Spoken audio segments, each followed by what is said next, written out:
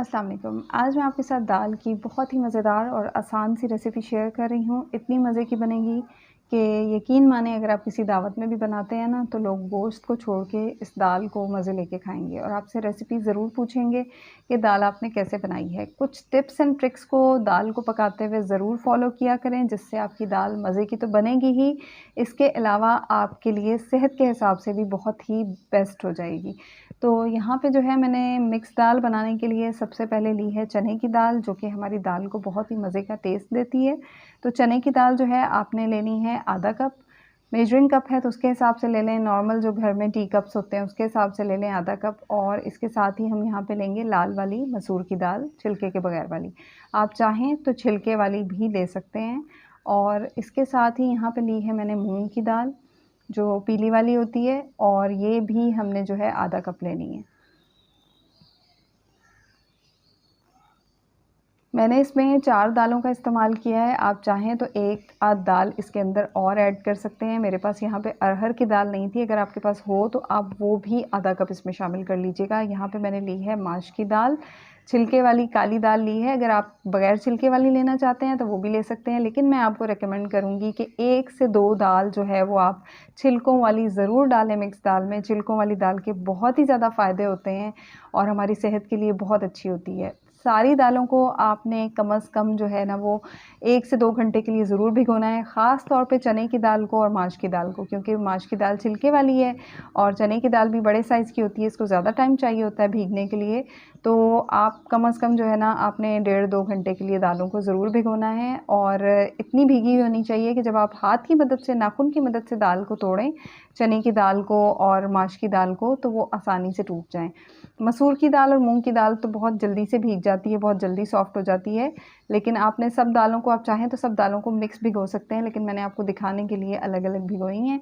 और 1 टमाटर लेंगे और प्याज जो है आप एक दरमियाने साइज़ की ले लें, उसमें से मैंने आधी यहाँ पे डाली है, 7-8 जवे लहसुन के, 2 हरी मिर्चें, 1 बड़ी काली इलायची, 1 मैंने दालचीनी का टुकड़ा डाला है और साथ ही 3-4 लौंग डालेंगे। 1.5 चाय का चम्मच हम नमक डालेंगे, आधा चाय का चम्मच हल्दी पाउडर डालेंगे और साथ ही मैंने चूल्हे पे पानी गर्म होने के लिए रख दिया था। तो हमारी ये टोटल 2 कप दाल है, तो मैंने यहाँ पे 7 से 8 कप जो है वो पानी डाल दिया। आपने तकरीबन 4 गुना पानी डालना है। थोड़ा-सा कुकिंग ऑयल या घी डालेंगे ताकि दाल जो है वो पकते हुए उबले नहीं। मैंने यहाँ पे प्याज को, टमाटर को रफली चॉप कर लिया है। आप चाहें तो साबुत भी डाल सकते हैं और बाद में जो है इसमें से निकाल के ग्राइंड करके और वापस इसमें डाल दें। लेकिन यहाँ पर रफली चॉप कर लिया है मैंने।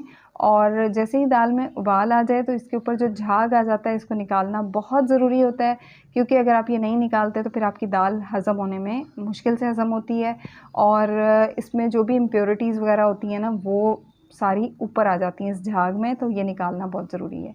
दालों को बहुत अच्छी तरह से भिगोना है आपने और अच्छी तरह धोना है, उसके बाद आपने इनको भिगोना है और जिस पानी में आपने दाल को भिगोया हो वो पानी आपने फेंक देना है। वो पानी अगर आप पकाने में यूज़ करेंगे तो फिर आपकी दालें हज़म होने में टाइम लेंगी, हैवी हो जाएँगी।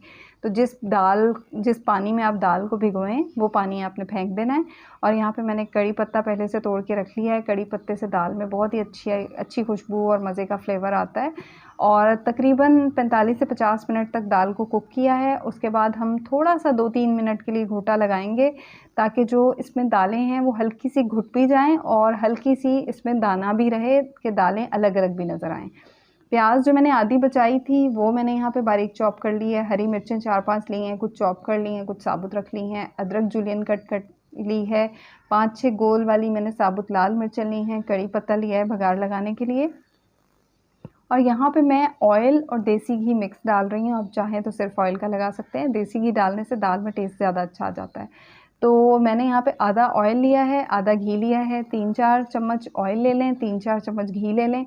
ऑयल भगार तो आप अपने टेस्ट के मुताबिक कम ज़्यादा कर सकते हैं, ऑयल की मिकदार जितना आप खाते हैं, लेकिन दाल में थोड़ा-सा ऑयल और घी ज़्यादा अच्छा लगता है क्योंकि दाल रूखी होती है। तो आप इसमें थोड़ा-सा ऑयल और घी ज़्यादा डालें तो ज़्यादा मज़े की बनती है। प्याज़ जब गोल्डन हो गई तो मैंने इसमें आधा चाय का चम्मच ज़ीरा डाल दिया है। चौथाई चाय का चम्मच हम इसमें हींग पाउडर डाल देंगे। हींग पाउडर नहीं है तो फिर थोड़ा-सा लहसुन चॉप करके डाल दीजिएगा। और साथ ही यहाँ पे हरी मिर्चें, अदरक और साथ ही कड़ी पत्ता, ये सारी चीज़ें बघार में डाल देंगे। हींग पाउडर से ना दाल हल्की हो जाती है, टेस्ट भी अच्छा आता है और दाल हल्की भी हो जाती है। तो दाल में हींग जो है ना, हींग पाउडर बहुत अच्छा कॉम्प्लीमेंट करता है। और भगार जब अच्छा सा तैयार हो जाए तो चूल्हा बंद करके मैंने इसमें आधा चाय का चम्मच जो है वो कश्मीरी लाल मिर्च पाउडर डाला है। इससे कलर अच्छा आता है, तीखापन कम होता है। दाल में बहुत ज़्यादा मिर्च मसाले अच्छे नहीं लगते हैं, वरना वो दाल के अपने फ्लेवर को कम कर देते हैं। थोड़ा सा पिसा गरम मसाला डाला है और साथ ही मैंने ऊपर से भगार डाल दिया है। और इसको जो है ऊपर से हम हरा धनिया डाल के सर्व करेंगे। और इसको जो है ना, दाल को आप रोटी, पराठे, चावल के साथ सर्व करें, बहुत ही मज़े की बनती है। बनाने में भी बहुत ही सिंपल और आसान है।